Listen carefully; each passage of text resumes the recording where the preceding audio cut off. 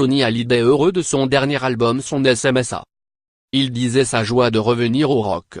Au centre de toutes les attentions et de la bataille judiciaire qui fait rage entre Laetitia Hallyday et les enfants aînés du rocker, l'album posthume du taulier continue d'alimenter le débat.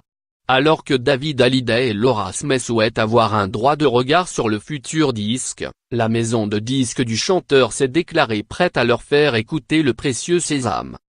La justice a examiné vendredi la requête des aînés du rocker et si Warner Music leur a en effet accordé un droit d'écoute, Maître Éric Loveau, l'avocat du label, a précisé qu'il ne s'agissait en rien d'un droit de regard au nom de la confidentialité. Selon l'avocat de David Hallyday, son client souhaiterait avant tout s'assurer que l'on ne va pas dénaturer la voix de son père au mixage. L'album de Johnny Hallyday était inachevé au moment de son décès et son fils souhaiterait ne rien laisser au hasard. Le représentant de Warner Music a donc défendu le travail du label, expliquant que le contrôle avait été total sur l'ultime album de la star. Warner a dépensé plusieurs centaines de milliers d'euros, a précisé Loveau. En mars 2017, Johnny Hallyday avait enregistré 3 premières chansons Je ne suis qu'un homme, un enfant du siècle et Pardonne-moi. C'est au studio Guillaume Tell de Suresnes, du 12 au 19 septembre de la même année, que Johnny Hallyday avait posé sa voix sur 7 morceaux supplémentaires.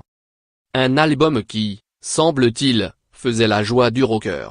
Je suis vraiment très heureux de faire du rock'n'roll, avait annoncé par SMS la star à son directeur artistique.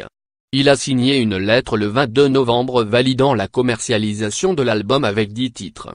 Il souhaitait que l'on ajoute des chœurs et des violons. Cela a été fait en janvier. Le mixage a été confié à Bob Clearmountain, a précisé l'avocat à propos de celui qui a travaillé sur les 3 précédents albums du taulier. Un gage de confiance qui n'empêchera pas les enfants aînés de Johnny Hallyday d'aller prêter une oreille attentive à cet album très attendu. Crédit photo, Patrick Bernard, Thibaut Moritz Best Image.